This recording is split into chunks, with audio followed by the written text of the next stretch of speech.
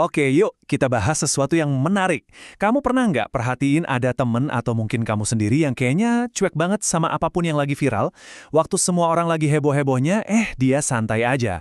Nah ternyata di balik sikap kayak gitu ada penjelasan psikologis yang wow keren banget. Jadi, ini nih pertanyaan besarnya. Kenapa sih ada orang-orang yang seolah-olah kebal sama yang namanya tren? Kita semua pasti kenal lah ya, setidaknya satu orang yang kayak gini. Mereka yang nggak pernah ikut-ikutan. Ikutan challenge viral di medsos. Mereka itu ya cuma nonton dari pinggir lapangan, atau jangan-jangan malah nggak tahu sama sekali kalau ada challenge itu. Terus soal penampilan, mereka juga nggak bakal kelihatan pakai baju yang lagi in banget. Gaya mereka tuh ya punya dunianya sendiri aja gitu. Dan jangan harap deh bisa ngobrolin serial TV terbaru yang lagi rame.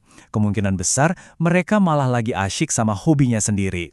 Jadi, apa sih sebenarnya yang ada di kepala mereka?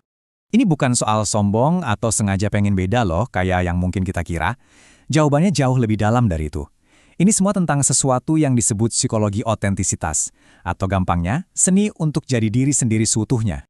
Nah, dalam dunia psikologi, sikap ini namanya nonkonformitas. Tapi ini bukan pemberontakan tanpa alasan ya. Justru sebaliknya, ini adalah pilihan sadar yang nunjukin kalau mental mereka itu kuat dan mandiri.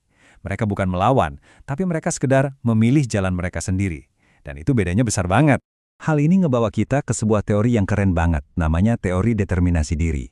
Intinya, teori ini bilang kalau kita semua, pada dasarnya, punya dorongan dari dalam diri buat jadi kapten di kapal kita sendiri. Kita pengen pegang kendali penuh atas hidup dan pilihan-pilihan kita. Teori ini punya 3 pilar utama.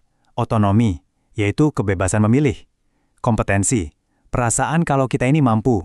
Dan keterkaitan, kebutuhan buat terhubung sama orang lain. Nah, orang-orang yang cuek sama tren ini biasanya punya pilar otonomi yang kokoh banget. Buat mereka, kepuasan karena bisa milih sendiri itu jauh lebih berharga daripada sekedar divalidasi sama orang banyak. Poin kuncinya di sini nih, dengan hidup otentik, mereka itu ngindarin yang namanya disonansi kognitif. Itu loh, perasaan gak nyaman atau stres waktu apa yang kita lakuin itu gak sejalan sama apa yang kita yakini. Mereka gak ngerasain stres karena harus pura-pura, dan ini efeknya gede banget buat kesehatan mental mereka. Dan ternyata keuntungan dari hidup otentik ini luar biasa loh. Penelitian nunjukin mereka cenderung punya kemampuan berpikir kritis yang lebih tajam. Kenapa? Ya karena mereka nggak gampang kebawa arus.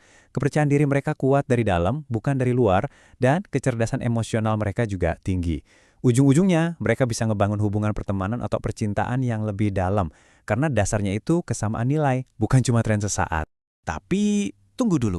Apa berarti jadi anti-tren itu jawaban terbaik? Apa kita semua harus nolak semua hal yang lagi populer?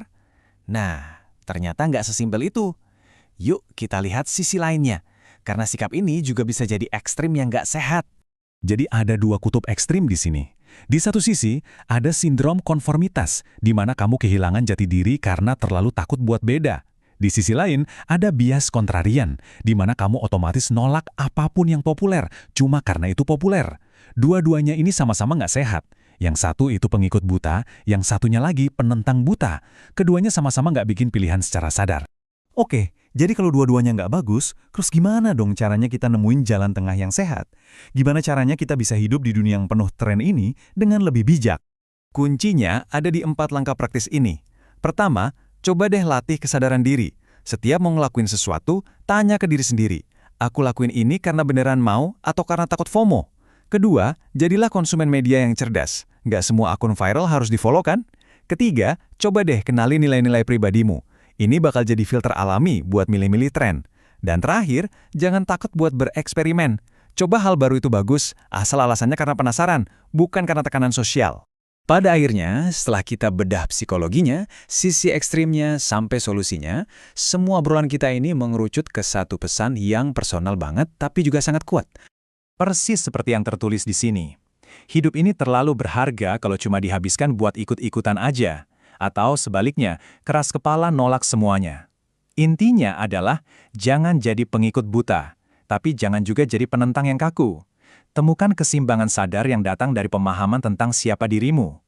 Ikuti tren kalau itu memang cocok buatmu, dan santai aja untuk melewatinya kalau memang nggak cocok. Nah, sekarang pertanyaan ini buat kamu renungkan. Kira-kira posisi kamu ada di mana? Nggak ada jawaban yang benar atau salah kok. Yang paling penting adalah, pilihan itu beneran datang dari dirimu sendiri.